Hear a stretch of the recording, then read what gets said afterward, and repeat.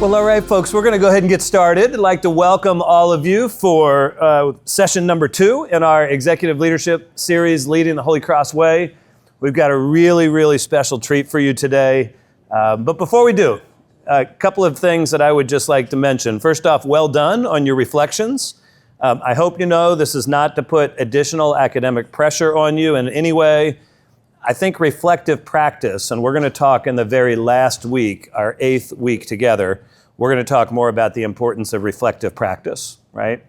And many of you actually talked about reflective practice in your reflections, so thank you for that. But it's important, especially, just all of us in general, but especially in leadership positions, to be reflective in the moment that we're in, to be reflective before the moment, before we get into it, and then to take a step back and be reflective after the moment. Number one. Number two, I'm going to reference a book. I'd love for you to write this down. I don't expect you to grab the book, but it's going to lead into today's talk a little bit. So there's a book that I used to teach from. It's called The Complete Leader, and it's written by Randy Sisk, S-I-S-K, and Ron Price. I'm going to send you a link to their website.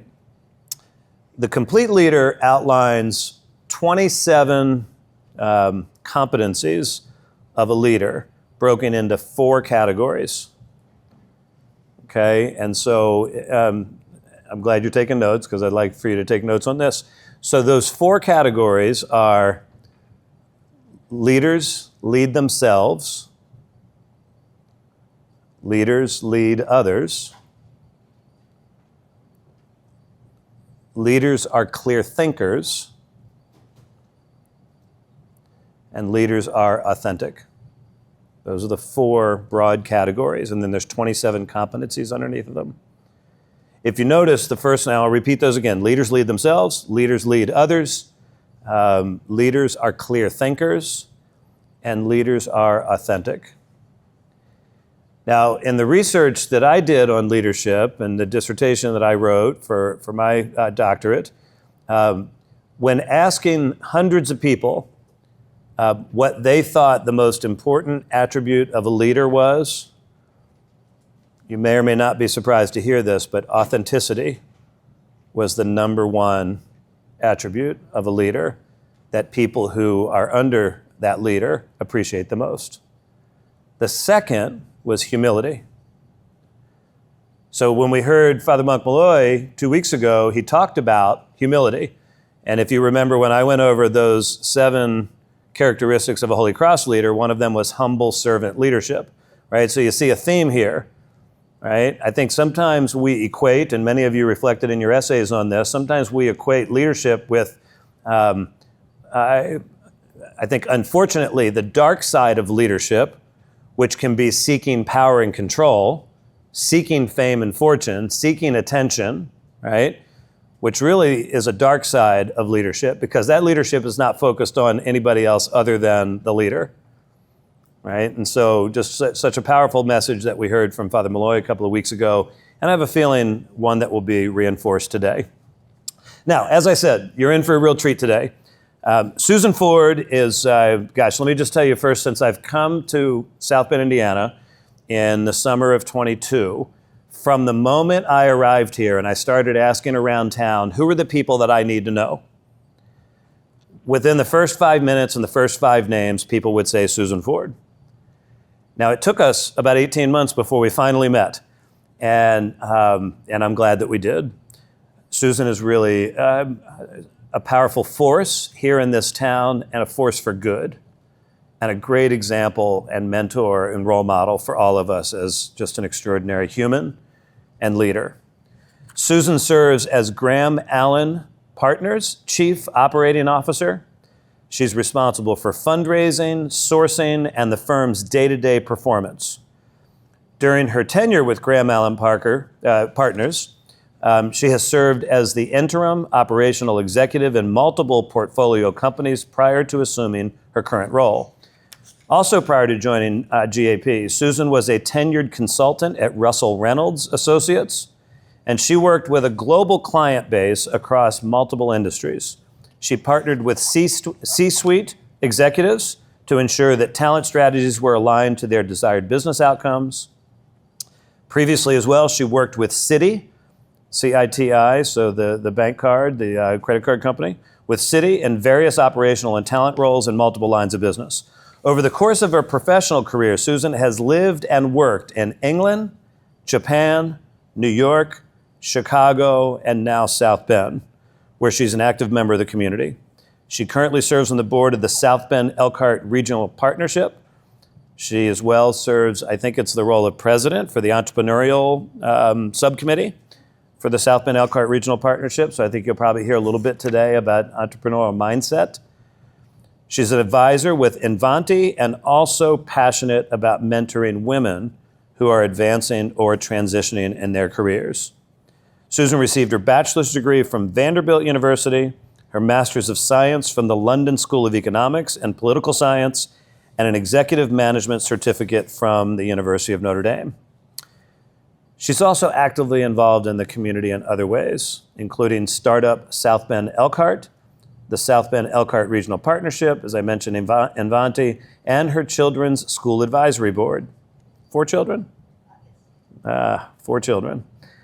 Susan has lived all over the world, but is now proud, just as we are, to call South Bend home, and where she and her husband are raising their family. So I'm going to ask you to turn your attention to Susan Ford at this time. Susan, thank you for being with us. Hello, everybody. Hi. Do we do audience participation here? Like, do you guys want to come forward because you all feel far away, or do you want to roll your eyes and stay where you are?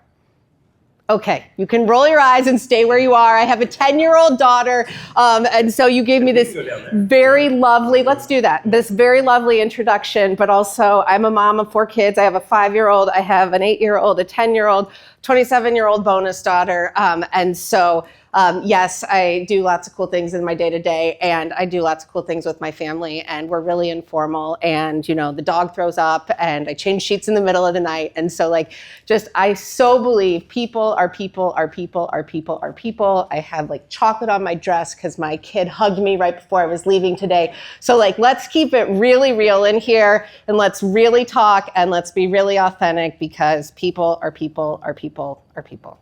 Okay? Ground rules? Okay. You got it. Where do you want to start? Well, you know, so I think it'd be good if you get a chance to meet the students. Okay. Right? So the students that are enrolled in the class, we're going to, you want to do it that way? You I want do to want ask to them? do it that way. Let's learn a little bit about them, right? Who they are, maybe where they're from, what year they are, right? Anything else you want to know? And I want to hear from everybody, because this will get into, and I took some notes on all the things you were saying about reflective and being reflective and thinking about it. So I'd like to ask all of you, before we go around, just pause for a second, and I want to know, do you, just a quick reaction, don't overthink it, don't overfeel it, don't over any of it, just, do you make decisions with your head, with your heart, or with your gut? Okay? So, I might put you on the spot since we already met, but Dion, will you go ahead and just head, heart, or gut, your name, I already know it, and then what year you are and what you're studying. Comment. My name is Dion. My name is Deontay Miller. I'm a senior this year. I'm from South Bend, Indiana. I am studying psychology with a minor in political science. And most of the time, I think I read or do things with my head. And did you hear him say he thinks? You said head first. Okay, Michael. I'm Michael Mosley from Naperville, Illinois. I'm a freshman here at Holy Cross. I'll be studying finance and business management, and I tend to think with my head. Okay. Hello, I'm Daniel Stabino, and I come from Texas, but grew up in several other places. I am a freshman here, and in general, I would say I think with my head, but I feel like there could be some sort of confirmation bias to that, so. Okay, yeah. We'll talk more. My name is Dario Flores. I'm from Dallas, Texas. I'm a freshman here at Holy Cross. I'm doing business and electrical engineering, and I kind of think with my gut, and that is. You make decisions with your gut. Yes. Your gut tells you, and you make a decision. Yeah. Okay. Okay. I'm Kiko Majona IV. I'm from Dallas, Texas as well. I think with my heart most of the time. And I'm majoring in political science, business finance with a minor in law. Great. I'm Jacob Farsh. I'm from South Bend. I'm a junior here studying business, and I think I make decisions with my gut. Okay, that's good. I'm Nicholas Kowal. I am a sophomore. I'm studying business. I'm from Detroit, and I make decisions with my head. And there are no right or wrong answers. We got to be really clear about this. I'm Olivia. I am a freshman. I'm studying psychology, and I make decisions with my head. My name is Luke. I'm a sophomore at Holy Cross. I'm studying business and exercise science, and I think I make decisions with my head. I'm very analytical. Okay. I'm Hunter Zazowski. I'm a senior here at Holy Cross. I'm studying business, monitoring and marketing. And I would say, for the most part, I probably think with my head, but I feel that gut feeling sometimes there. So. Okay. My name is Sammy Bridges. I'm a sophomore here studying business, and I think with my head, my heart, and my gut, I think I make decisions with like 60% my head, 40% my gut. Okay. I'd just like to pause and say you get the A+ answer right now for self-awareness. We'll go back to that, but that was good. I appreciate that. Please. I'm Brady Rimble. I'm a sophomore in South Bend. I'm undecided, and I say with my head. My name is Wyatt Kissel. I'm from Grand Rapids, Michigan. I'm a sophomore here at Holy Cross. I'm studying business and theology, and I make decisions with my heart because of that theology aspect. I sort of let my faith guide my mind. Thank you. Hello, my name is Chase Burrzwaya, and I'm a second year student studying computer science. And I think I make decisions mostly with my heart as well. My name's Grace Adams. I'm from Faulkner, Indiana. I do this major minor in marketing, and I think I'm Kayla Campbell. I'm a senior from Fort Wayne, Indiana. And I would say if I have a long time before decisions, I'll use my head. But if it's a quick decision, I use my heart. I'm Audrey Talent. I'm studying philosophy and history. I'm from Franklin, Indiana. I'm a junior. And I would say I make decisions with my heart. I'm Alan Caldwell. I'm a freshman. I'm from Dinosaur, directly undecided. And I think I make decisions.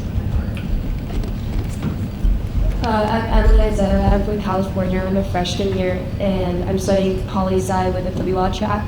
And I'd say I make decisions based on that. Okay. By the way, this was members of our women's basketball program. So you want to see Awesome. great basketball, women's basketball team right there. Men's basketball team I know is in the back too, Hunter, right? And there's tennis and there's golf and others, but it's I come love to that. root those Saints on this year. This is great. Hi, I'm Sophia Damer, and I'm from Laguna Beach, California.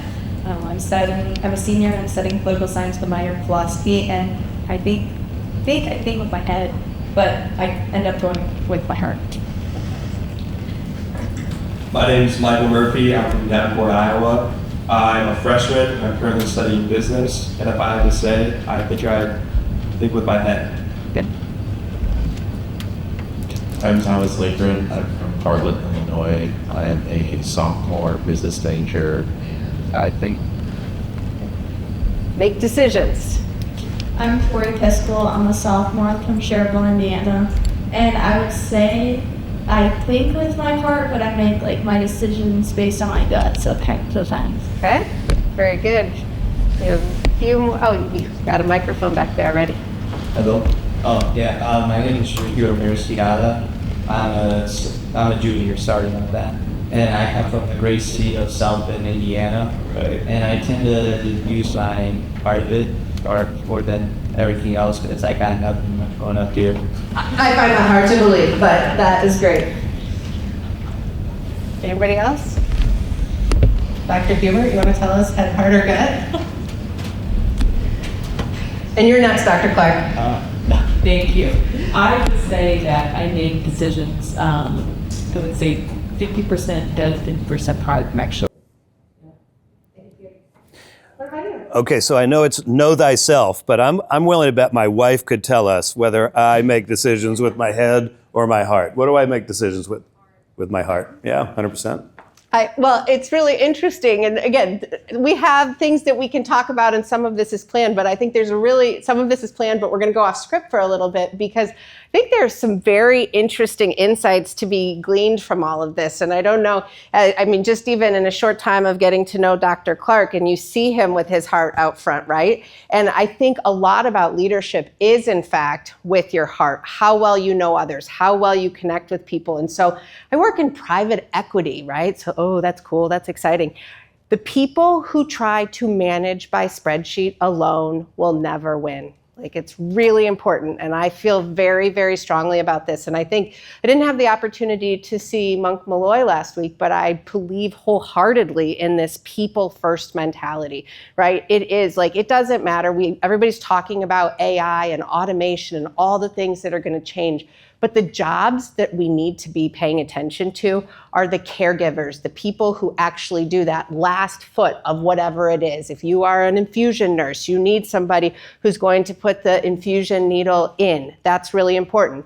We can make all of the construction work more efficient, more effective, but you still need people who are going to do that work in that last mile. And so there's no right or wrong, but for all of you who say that you make all of your decisions with your head, you do, and let's be clear, I am head first, then heart, then gut, so we can talk about that. But I'm pretty aware of when I'm overthinking something, not listening enough here, not paying attention to the stress I'm carrying right there, right? So these are all the things that I think become really important when we're talking about leadership and we're talking about people. And I think management by spreadsheet alone, like if you take nothing else, management by spreadsheet alone, that's going to get you from A to B, but that's not going to change anything. And so it is the igniting of people and passion and human and connection. And just the opportunity to speak with all of you today and think about this and talk about what it means to know thyself. It's like, I fundamentally believe with every fiber of my being that people come to work every day, come to school, go home to see their family, their kids. People want to do right and they want to do well. I believe that. Not everybody believes that, but that is my fundamental belief. And then I think things go awry when we are misunderstood. And that's when chaos happens. And so I think the other thing that we as humans all deeply, deeply want is to truly be seen. To truly be seen. And so that's kind of what I want to talk about when we talk through Know Thyself, and also when we get to talk about the Enneagram. Chris, you know how much I love that, so we can talk more about that. I won't call you up on stage. Something I know about myself, I do not like to talk to people, I like to talk with people. So the more interactive this can be, the better for all of us. And I think the other thing is, how many of you, if I said, who wants to be vulnerable today? Raise your hand if that sounds like fun. Okay, thank you, 60-40. Who's willing to do it, even if you don't necessarily want to? Okay, we're gonna have some fun today. That's great. The things that I wanna talk about today, I talk about knowing thyself. And I love this quote, knowing yourself is the beginning of all wisdom. That's when Dr. Clark asked if I would come participate today, it was all about the entrepreneurial mindset. And we can talk about that. But again, I think any type of leadership starts with this knowledge of self. And as we were having this conversation, Dr. Clark shared some work that he's been doing with another colleague about the traits of Holy Cross leaders. My children go to a Holy Cross school, St. Joseph Grade School, and so we've had the opportunity to learn lots about Basil Moreau, and we talk about hearts and minds. And so there are all these examples of the ways that our children are being formed in terms of heart and mind, and I love that, and it'll get into the Enneagram.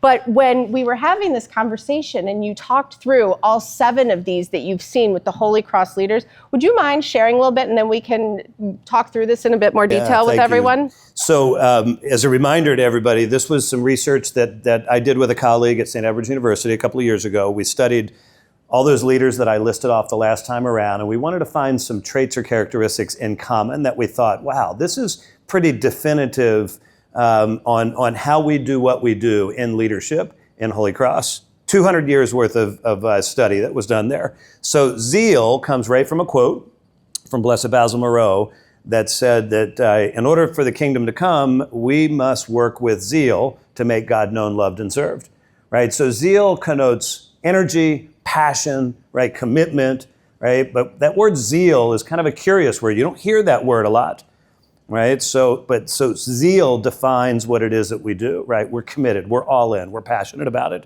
Piety, and Father Malloy talked a little bit about piety last time we were together. Piety denotes a faithfulness, a commitment to our faith, a loyalty to what it is that we're a part of as well. So it's a faithfulness, a commitment to our faith, but also a loyalty to what it is that we're a part of, right?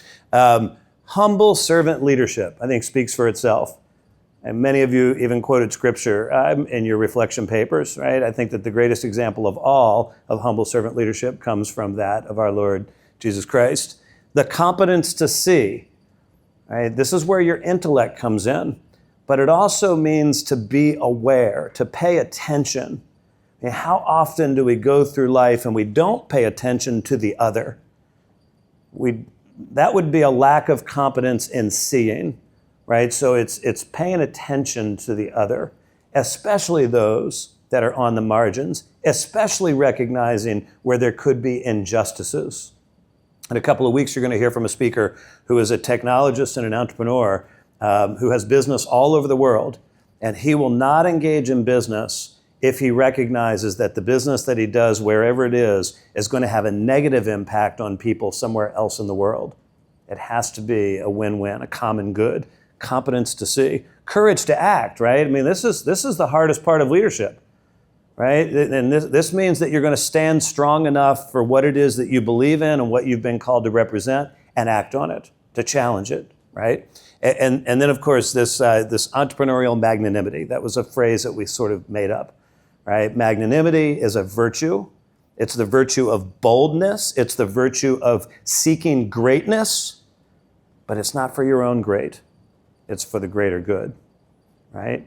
And then entrepreneurial mindset is having the ability to say, hey, if I'm going to accomplish this great, bold thing, I got to figure out how to do that. So it's possessing all of those entrepreneurial traits and those can-do traits and those traits of resilience that are required of entrepreneurs, right? And I think especially about what Father Soren had to do when they came here to this blank slate in northern Indiana to create the University of Notre Dame, right? It took a real entrepreneurial mindset. He had to find a way to raise money. They had to find a way to build buildings. They had to find a way to make the food to sustain themselves, right? They had to create a curriculum. Brother Vincent Pio, our Vincent Auditorium here, the Vincent Atrium is named after Brother Vincent Pio. Brother Vincent Pio was the first provost at the University of Notre Dame. They didn't have that title in those days, but he was the one that created the academy. He created the academics at the University of Notre Dame, a Holy Cross brother. So Soren was working with this small group of people who had to be entrepreneurial to be able to get this job done. Quick story, please. Right? So a lot of people don't know that the Golden Dome, which is the most iconic structure on the campus at the University of Notre Dame, what sits atop the Golden Dome is a 17-foot gilded golden lady, right? The Blessed Mother. That was initially, Father Soren went to his council, his board of trustees, and said, I want to be able to put a gilded golden lady on top of that dome. And they wouldn't pay for it. So now he had to use a little bit of a resilient entrepreneurial, right, creativity. He had to pivot. That's what entrepreneurs have to do all the time. And his pivot was to go approach the Sisters of the Holy Cross, who then gave a gift to the University of Notre Dame to put that Blessed Mother atop the Golden Dome. So the most iconic structure on the campus at the University of Notre Dame was a gift from the Sisters. But it took Father Soren's kind of magnanimous view and his entrepreneurial mindset to do that. And then the last thing is accompaniment. And that's about the people business. That's walking side by side with all people. There's a great quote from the Constitutions of the Congregation of Holy Cross that talks about walking side by side with all people. right? And as we get deeper into the course, I'll bring out that full section from the Constitutions of the Congress, from the Constitutions of the Congregation of Holy Cross. So there you go. Zeal, piety, humble servant leadership, competency, courage to act, entrepreneurial magnanimity, and accompaniment. It's great. Thank you very much for going through that. And I imagine that this will continue to take place throughout the rest of the semester, where you will continue to key in on that. I think today we will probably talk really about the competence to see and to really see others. And I have so many thoughts as you're speaking and thinking about it. And one thing, as you guys are embarking on your careers, I think it's very easy to take these concepts and see them as so far away, right? Like, here's the blank slate and I'm going to start a university, right? Like that feels like a big job. That feels like a lot, right? And so I think part of this for knowing yourself is like, I have some colleagues I work with and they talk about entrepreneurial mindset. So it's not like sometimes people have a hard time taking on the label of I am an entrepreneur. And I think that can be, you look at it in very small pieces and everybody's an entrepreneur in some way. I'm curious, there's no right or wrong, but just for sake of discussion, could we just have a few people share what you think an entrepreneur is? Anybody be willing to say what you think an entrepreneur is? I think it's someone that paves the way for others. It's great. Can you think of any time you've done that for someone? Job. I started a club in high school. It's still running. Is it? What kind of club? Men's volleyball club. Love it. It's great. What's another example? What does being an entrepreneur mean? Like someone who has a business, who owns a business. Mm-hmm. Great.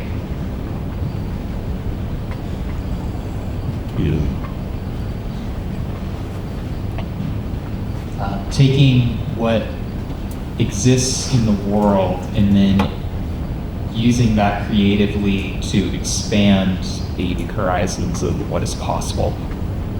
Say more about that. I like that. Can you think of an example? The typical example, like business, you're starting something that wasn't there before. You have this vision, and that business will create opportunities for people that weren't there before. On a smaller level, it might even be like you're just creating some sort of technology or even some work of art. It's creating something from the materials that you have, and it's kind of broadening the horizons of what people are able to do or what people are able to think. I love that. I think some of that is also maybe not traditional. I work with lots of entrepreneurs, and at one point someone asked me, they said, "Hey Susan, do you see yourself as an entrepreneur?" And I was like, "Oh, I don't know." And I had to really think about it. And I encourage all of you to think about it. And I've decided that, yes, I am an entrepreneur, right? I didn't start Graham Allen Partners, but I am an entrepreneur in the ways that I am changing things, making things better, helping other people see what they didn't see in themselves. And so I want more people to own the label of entrepreneur, because I think it has this big scary meaning, or people think it needs to be this certain thing. And I think we should all do it. And it's even in the simple things, right? Maybe you're the SGA president and you think certain things need to look different on campus. And so it's just being the first person to speak up and say, hey, this is something. And I also think of entrepreneurs, I like that you guys talked about agency, and that is a huge piece of it, right? Just having the agency, anybody can complain, but an entrepreneur just says, how can I make that a little better? How can I make that a little different? So that's one thing, just in thinking about this today, that I hope everybody takes on the entrepreneur label in some way, to the extent that we don't want to label things, but that's one that no one ever claims, that I think more people should claim. So I just wanted to pause on that for a second. Yep. Because if it's like, hey, let's go start a university, that feels big. Okay, so for another moment, I just want to ask, how many of you have ever heard of Myers-Briggs? Have you taken it? Myers-Briggs. Anybody taken Strengths Finders? Anybody taken Working Genius? Good. Any other good ones you've taken? Calipers? That's a good one. Have any of you taken the Enneagram? You have? Anybody? Chris? Anybody else? Okay. So I have a background in retained executive search. So I have conducted over 2,000 interviews over the course of my career, lots of executives, lots of people, and I've helped people go through lots of executive assessments. I've had executive assessments done. One that I take very proudly was this is before I was married, and it said, Miss Howard may need encouragement to follow rules she thinks are stupid. And I was like, yes, that sounds right. That feels accurate. And so there was that early nugget of entrepreneurialism right there. But so the Enneagram is what I really want to talk about today, and it gets into this conversation we had earlier about the head, the heart, and the gut when we talk about knowing yourself.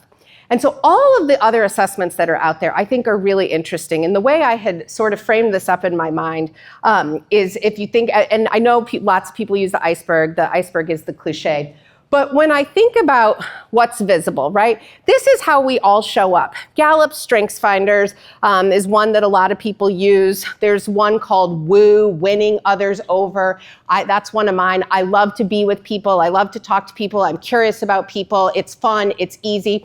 That's not everybody's gift, but that's one of mine. I think it's fairly evident that I want to be around and connect with people. But why I like the iceberg analogy is because when you think about what's underneath all of it, it's the deeper pieces of why we are the way that we are that I think is the key to self-knowledge that helps you be the best kind of leader you can be, which is where you see others, you understand where other people are coming from, and you can have a ton of empathy for why people are showing up the way they are showing up. And so that's why I want to talk about the Enneagram today, because it can give you so much empathy for understanding yourself and how you are connecting with other people around you. And so let me just go forward for a quick second. So there are 9 profiles, and all of them are, and I'll be quiet for a second so you can read, but 3 of them essentially, the Enneagram is a system. And 3 of these types are driven by the head, 3 of these types are driven by the gut, 3 of these types are driven by the heart. And when I talked earlier about getting vulnerable, when we really start to peel back the layers of the onion, when we start to identify ourselves and see ourselves in this. The profile, the Enneagram is about how you are trying to show up in the world. So I talk about this woo energy that I have, right? Okay, that's great, that's lovely.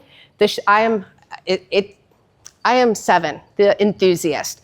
Spontaneous, optimistic, distractible, right? For all the good sides of that are the bad sides. So something I have had to learn about myself as a leader, I've led large teams. People come to me with a problem. A less mature version of myself is like, oh, wow, well, this is an opportunity for us to turn it into something great. Do you know what all my gut people wanted to do in that moment? They wanted to punch me in the face. That was not what they needed in that moment, right? And so by being able to know, and it gets even deeper than that, I don't like to watch other people in pain. That is uncomfortable for me. The fact that my team members are having a problem, that they're hurting, I want to take that pain away from them. And I had a great conversation with a dear friend, a colleague, a partner. Last night, this was happening, and I told her I was going to mention this today, and she's like, oh my gosh, why are you doing this? But she sent me this note. She texted me, and she said, I hate when people bait and switch me and have no qualms about it. And that note made me really frustrated because my friend, I'm going to give her a fake name. What are we going to call her? We're going to call her Sally. So Sally, she gets frustrated with people, and she knows this about herself. And that note to me it infuriated me because I know the person that she wrote this about. And I was like, That person did not mean to do that. Joey did not mean to bait and switch you. Joey did not mean to mislead you. Joey did not. So then like we were able to have this conversation why she was so angry about it, why it made me so angry, because my friend is in pain. I want to take away her pain by rationalizing it and helping her see the other side. And she gave me this really, really helpful, like we dug deep. We were both needed to be inside talking to our kids, but we were out on the phone having this conversation. She's like, I want to know that you can actually be there in my pain with me and not fix it and not make it better. And when you try to make it better or you try to take it away, you actually tell me you can't handle all of me. Like, now this is a decade-long friendship, and so we've done a lot of work together to understand how we show up. We've worked together in different capacities. But it's even still a reminder, as someone who thinks about and talks about and feels about the Enneagram a lot, that was a good reminder of like, and we were sitting there like, why is it bothering me why does it bother me that you were annoyed at him? And why does it bother me that you can't just let it be? And why, so I share this little anecdote because I think it is so important to be able to understand yourself. Why are the things that bothering you different than the things that are bothering the person next to you or on the other side of the table? And so as we talk through this, so all of you, we had, I think, Marco, you can correct me, but as we were going through the room, I felt like we had more thinkers. Thinkers the most, then heart people, then gut people. Is that, okay. So the helper, the achiever, and the individualist, those are the heart people, okay? The investigator, the loyalist, and the enthusiast, those are the head people. And the challenger, the peacemaker, and the reformer, those are the gut people. So I want to talk about this for another quick second, because head people, people who are making decisions with their head, are trying to overcome a very core feeling of fear or anxiety. People who are making decisions as a heart person are overcoming shame. People who are coming from the 1, 8, and 9, from the gut, are overcoming anger on something. And so when you really start to peel back the layers of the onion, or go deep, deep, deep within the iceberg, like what is actually motivating what is underneath all of this, it always goes back to us as little people, as little kids, and what is something that happened, it's not, oh, did you have a good upbringing, a bad upbringing, what was, like, that's not what it is. This is just all people have experiences as they are growing up that form them. And so my friend Sally, who is a very mature, very professional, seasoned executive, I was like, so why were you so angry about it? And she is self-proclaimed, she is a 3, so she's driven by her heart, overcoming shame. And she said, I just felt like he wasn't respecting my time, and I felt like I didn't belong in that conversation. 2 very seasoned executives. And that is like, when you distill it down to that, like when she really was like, we're going back and forth, like that's what it was. In that moment, the way he handled that, she felt like she didn't deserve to be in that conversation, and it was a shame thing. This is a woman who is in her late 40s, and that's like to be able to do that. And the thing of it is, all of us, every day, we're showing up, we're doing the things, you're seeing the top of the iceberg, but that's what's really happening.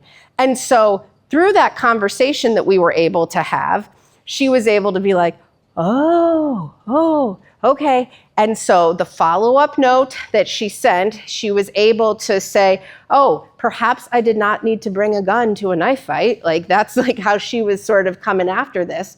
And she wrote a note that was really positive. She wrote a note that was able to embrace this Joey's point of view.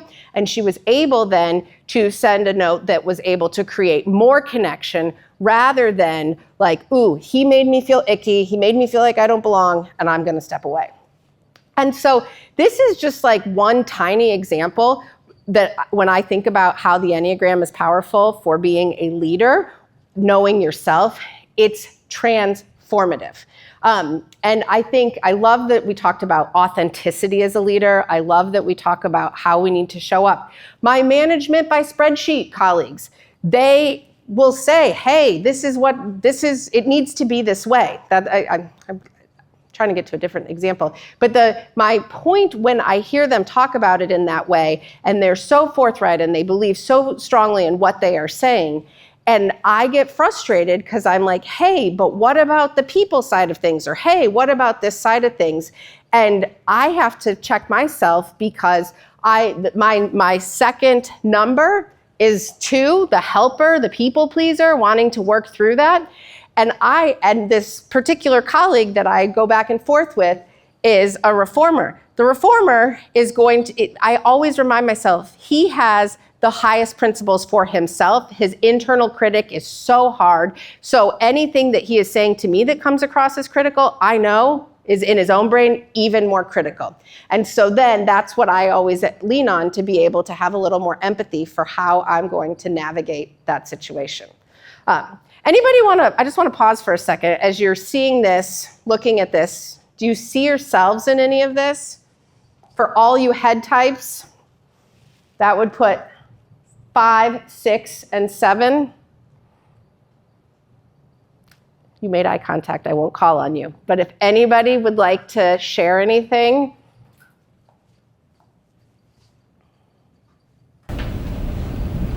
I saw myself kind of as the loyalist. Mostly, I drove towards the committed side. So when I'm committed to some mission or some goal, that's the only thing I can really think about. And I'll stick to it no matter distractions or outside of it.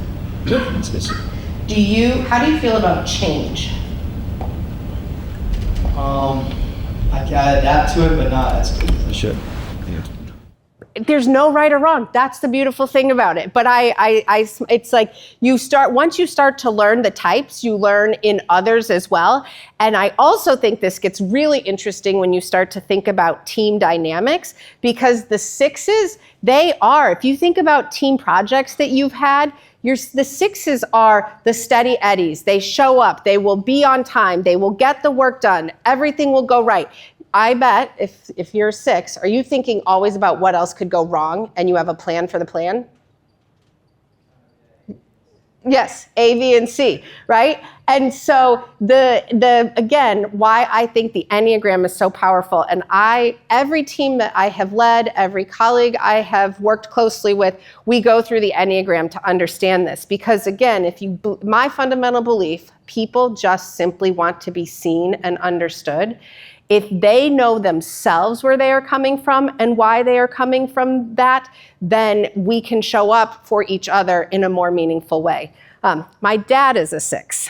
He is a loyalist, and he is a contingency planner. And so when I travel with my dad, I spend 0% of my time worried about making the flight, because we will have left for the airport 9 hours early. We will have had a second car with gas somewhere rented in case, he's got it all figured out. He's got a plan for a plan.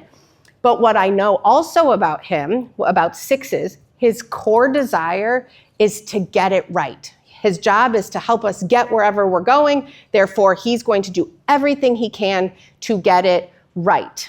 That's a lovely gift. That's amazing. That's wonderful.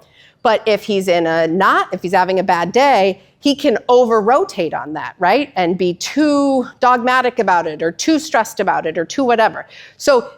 And me, in that same situation, 7, I don't want to see my dad frustrated. I just want us to have a good time. I'm going to be the one that says, if we miss the flight, it'll be an adventure. We'll make it fun, right? And that's annoying for the person who just wants to get it right. We didn't get the mission accomplished. And so it's like all of these good, well-meaning people. That's why I love the Enneagram, for being able to help really see and have empathy for other people's perspective. Thank you for sharing. That's really good. What's another one? Anybody else want to talk? See themselves up here? I saw myself as the helper and the achiever. Yes. Because I'm someone who, if I see my friend and they're struggling, I'll be I just want to help them. Kind of how you were explaining, you just want to be there for them and help like not make them not have pain, and sometimes like they're so and then the achiever too, because I'm the first child, so and I have like 2 younger siblings, so like I was always like the role model or whatever, and I still am to them. So it's like I have to do like my best and stay driven and ambitious for like them, and like act as the achiever in that way.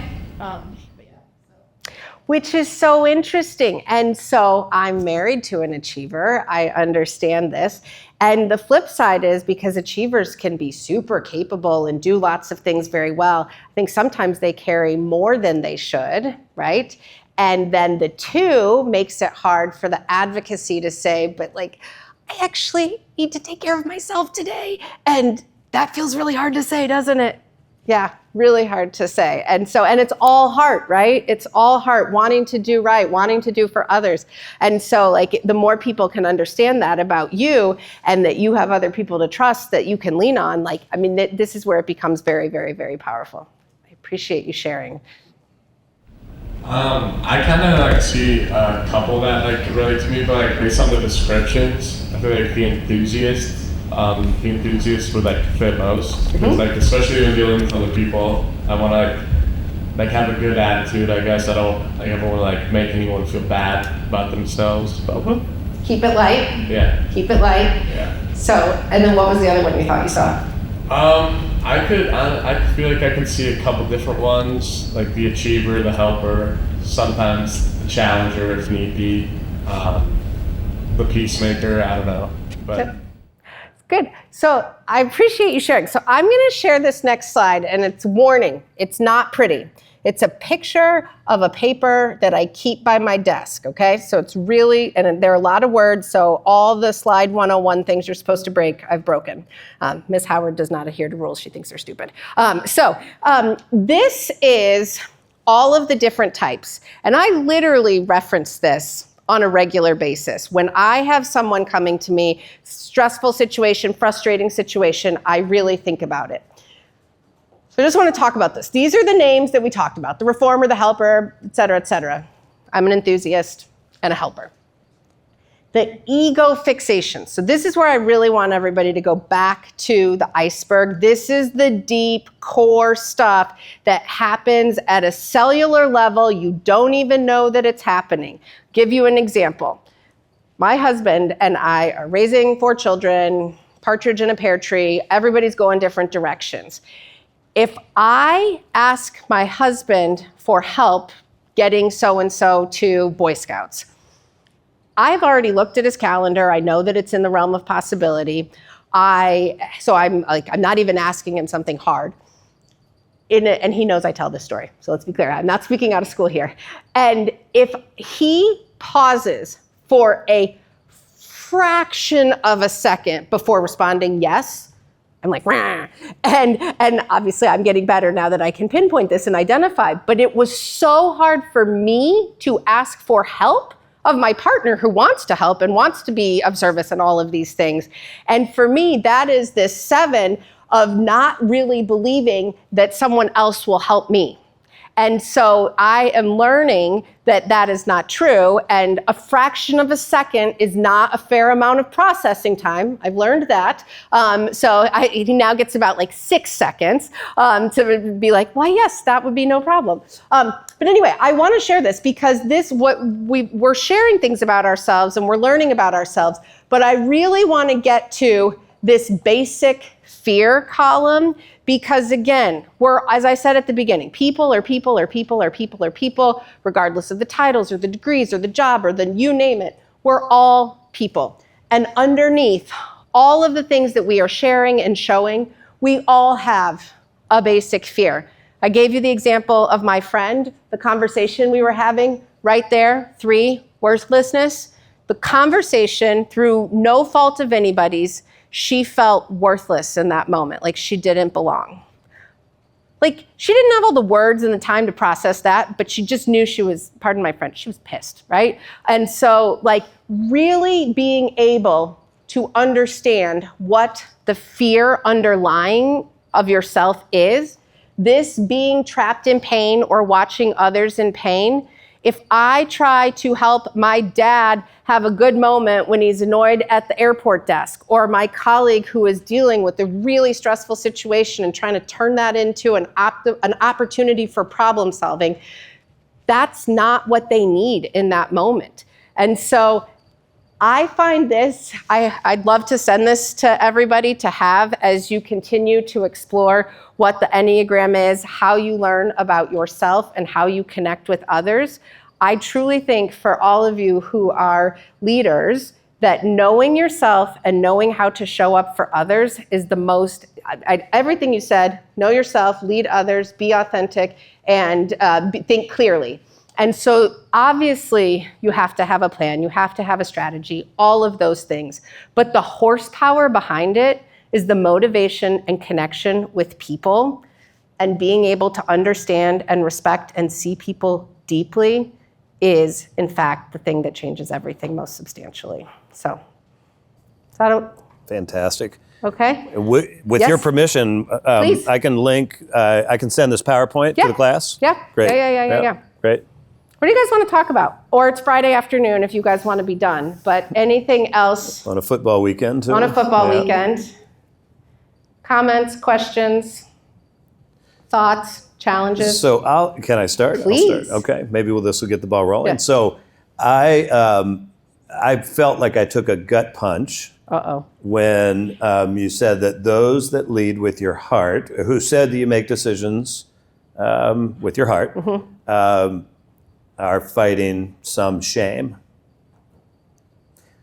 So that was tough. Yeah, I don't know if anybody else felt that way, but I certainly felt that way, right? So can you expand a little bit more about how that theory?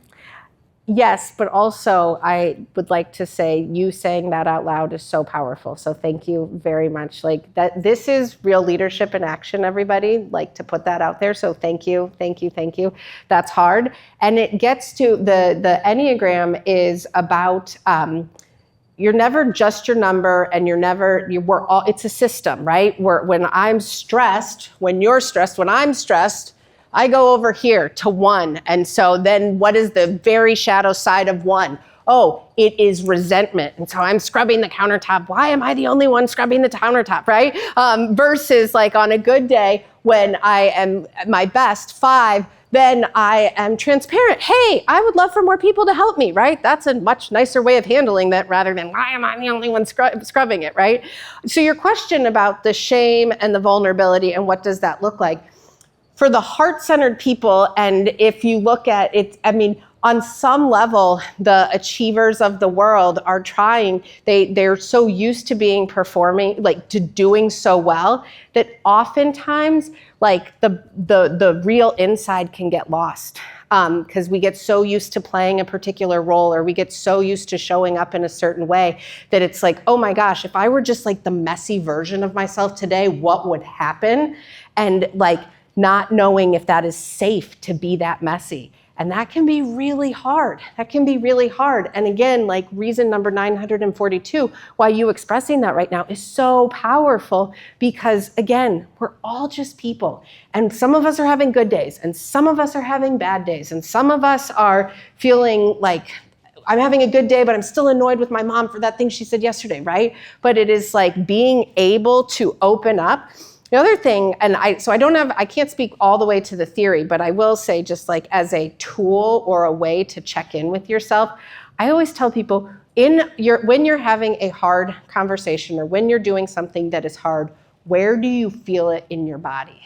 Like that, pay attention. So again, I mentioned I carry stress right up here, and if I have to have a hard conversation that I know is going to hurt someone, my heart hurts for like 4 days. It just hurts. I carry an ache around with me. I used to not even be aware that I carried it, and now I'm aware when I'm carrying it. I'm aware, and it helps me check in to be like, okay, why is this one bothering me? Why is this one hard? What is going on? And so this awareness to my own actual physical body has been really, really powerful as well. I did not answer your question well, but I did want to celebrate the fact that you shared it, so thank you. Thank you. No, actually very helpful, as you pointed out, the stress side of it. Yeah, that makes sense, that's where we resort to when we're stressed. or our best condition is at the end when Yes. we're at our best, I say. Yes. Yep. Yep, so when we're in stress, we go to, and when we are secure in a secure spot, where do we go? Yes. You were saying earlier, like how you like used to like feel bad sometimes, like asking like your husband for help on stuff. I kind of feel that way, like whenever like I ask people for help, as well. Like I don't want to like be reliant on them. I want to be able to like do things on my own. But sometimes even when like I should be asking for help, I'm not. Could you explain like how you kind of like work through that? I love that question, and I have a great analogy. And for me, something that I learned about myself, because I prided myself on not asking for help for too much or not needing from too much from other people, then whenever I would ask, I was like, well, it's such a big deal. I'm asking. I never ask for help. I just expected that that should happen. And that was not a fair thing on my part. And so the best analogy I've heard anybody talk about this is the concept of pizza toppings. So say you guys all go out for dinner and you're going to Rocco's and everybody's gonna say, what do we want to put on the pizza? Some of you might want sausage, some of you might want pineapple, some of you might want pepperoni. Pizza hasn't been ordered yet. You're just simply saying, these are the pizza toppings that I think are good pizza toppings. And no one stresses about that conversation. No one expresses, oh, I have an allergy to whatever. Let's not do that. It's just an okay thing to do. And then the conversation can be had about what pizza do we actually order? Oh, I'm so glad you told me that you don't like pineapple. I will stop ordering the Hawaiian pizza, right? So the way I think about asking for help is that it is okay to put the asks out there, and it is learning to being okay with the response that comes back. But the muscle first is just put your pizza toppings out there. Hey, I need these 4 things. Oh, you can help me with 2, great. And not being shut down that the other 2 someone said no to, and it's doing the work to learn that sometimes people say no, and that's okay. But the more that you are able to just put the pizza toppings out there and separating the attachment from it, just gonna put this out there, that makes it a whole lot easier. Doesn't make it easy, but it makes it a lot easier if you can take it and make it a benign thing like pizza toppings. So my question is, like, let's say if you're a person who is more, like you use your head more. Yep. Or maybe use your heart more, or your gut more. Yep. How do you engage the whole person? Or are there times where you might want to be more of a head person, or times where you want to be more of a gut person? How do You don't do get that? to choose. It just kind of is. It just kind of is. Now, who you are is how you mature and develop, and when you're being the best version of yourself versus the worst version of yourself. And there is a direct correlation to getting everyone out the door in the morning relative to my mood that shows up. So if I can let things roll off my back, then we all go out the door very peacefully. And I find after I've had a perhaps more stressful get everyone out the door in the morning, I can then be like, oh, I'm stressed about these 3 things at work. And so it's taking up a lot of RAM in my brain, which means that I'm not able to be as roll off my back as I would like to be. So I think it's a great question. It doesn't change, but I'd probably go back to be so self-aware of what you're chewing on, wherever you're chewing on it, head, heart, or gut, so that you can show up in the best version of yourself and not go to the shadow side of it.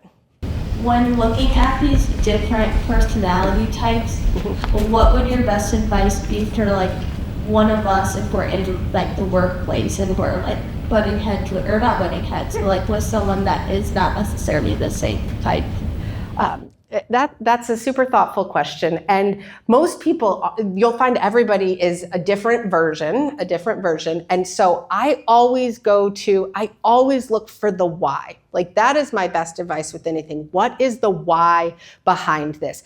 Is this person needing to be right? Is this person needing to be safe? Is this person needing to, like, what are they looking for in that moment? And really deeply understanding that so that then you can respond accordingly. I find, and I think it's like if you are able to say, hey, I'm feeling frustrated because X, Y, and Z, why are you feeling frustrated? I think, again, being able to name and articulate your own personal stance on something, and then what you put it out there first, and then people will return it to you. But again, it's like, I so believe in the connection piece of it, and it is a give and take. It's not just like, nobody wants to talk to a wall, right? And so I think it is continuing to be self-aware. What do I need or want in this moment? How can I share it with this person? And then we can start communicating towards something else rather than just at each other.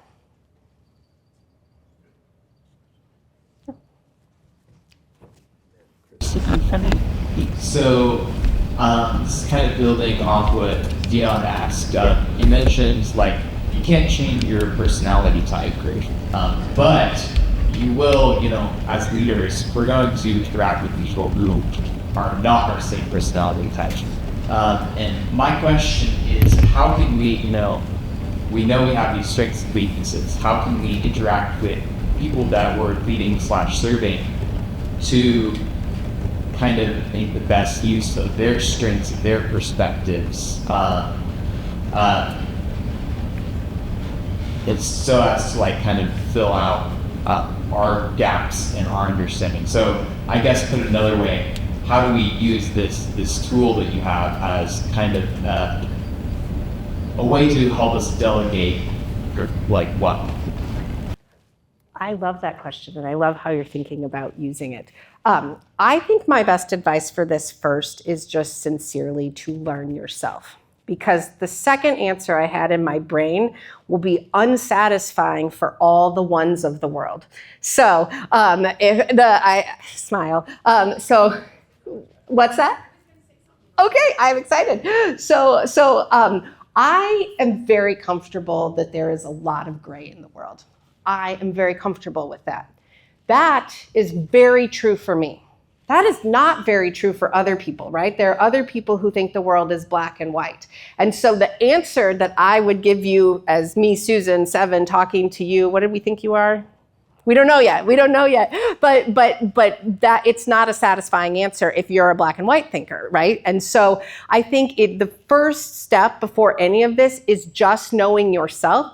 And maybe the situation isn't in fact solvable, but it is knowing how you may or may not bring good or bad energy to that situation. So I think, again, I would take it all back to knowing how you show up and who you are very deep within.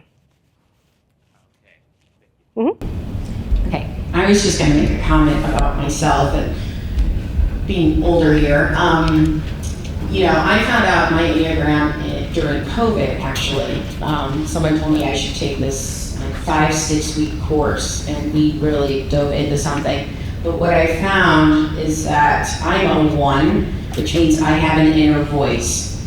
And not everyone has an inner voice, but I have one. She has a name, and she comes out anytime I start getting anxious about things. And it's very difficult, but what I learned during this whole process was that I'm not alone. And I think that's really important for, especially you guys in college. I have felt that way for decades of just, why doesn't everyone think like me? And you would get frustrated, or mine comes from my gut with anger about life. And you said, like, it's not about your family and anything. It's really like, for me, it's just being very aware of stuff coming from a culture that was very machismo and a Latina, and so I have been having this fire in me about being a woman and feminism, and I think that kind of helps me fight the fight of injustice. But the big thing is, I'm not the only one. What I want you guys to take away, and when you start learning about Enneagram, is that you find there are other people who think like you, and that you're never alone, even though it sometimes feels like you are alone. And the other big thing is I found that I always have the peacemaker in my life.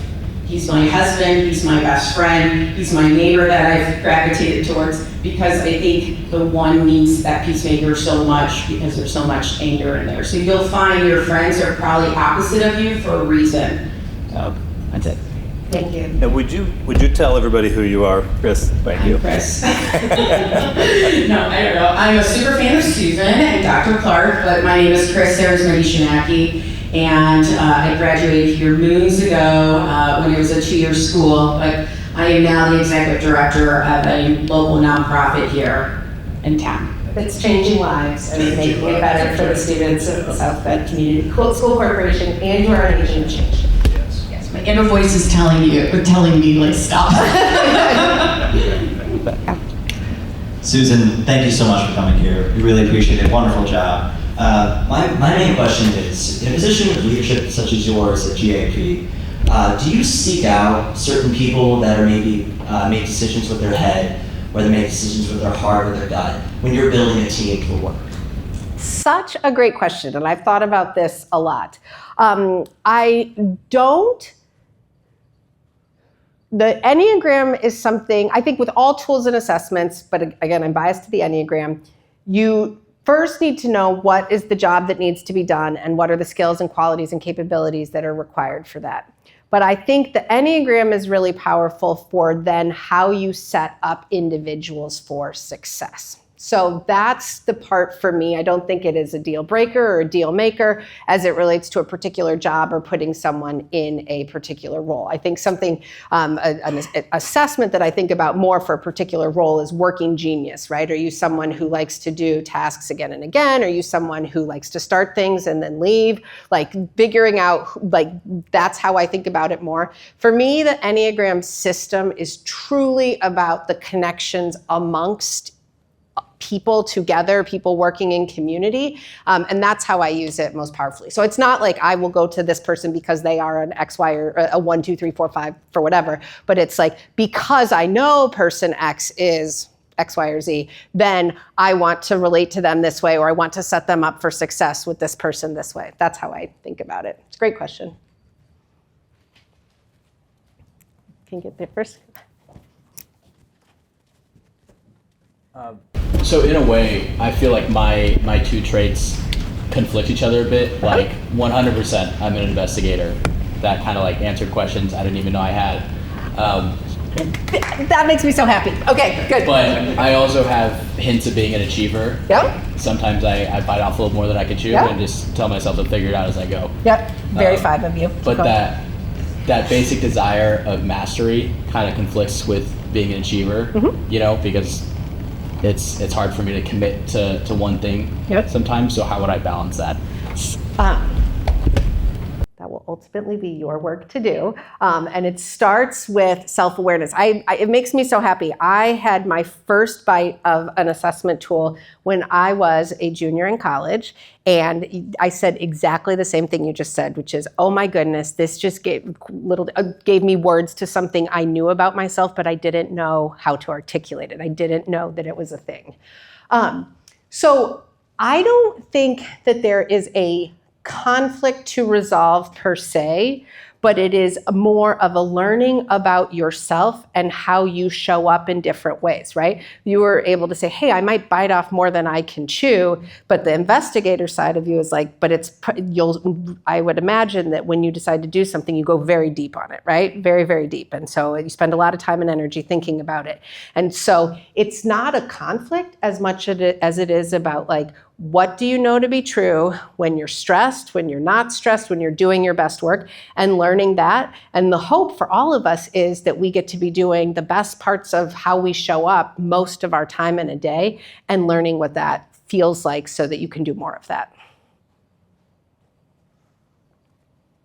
I'm deeply appreciative for the discussion. Thank you very much for participating in conversation. I really appreciate it, and sharing about yourselves and being a little bit vulnerable and reading things that feel like punches. Those are hard, but it's good.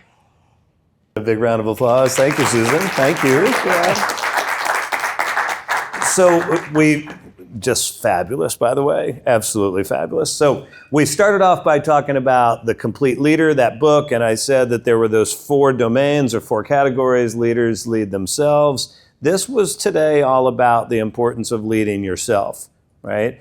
And when we're in positions of leadership, we have a tremendous opportunity, and by the way, an even bigger responsibility in serving others, to make sure that we're constantly working on ourselves, knowing thyself, and working on ourselves. And so I was really super proud to hear your questions today and this level of engagement, this self-awareness falls into the competence to see, right? Because it's also about yourself as well. I really had hoped with this class that this would be different than every other class that you take, that you would sit and be able to engage and take notes and help you to become the best version of yourself by hearing from really amazing people like Susan today.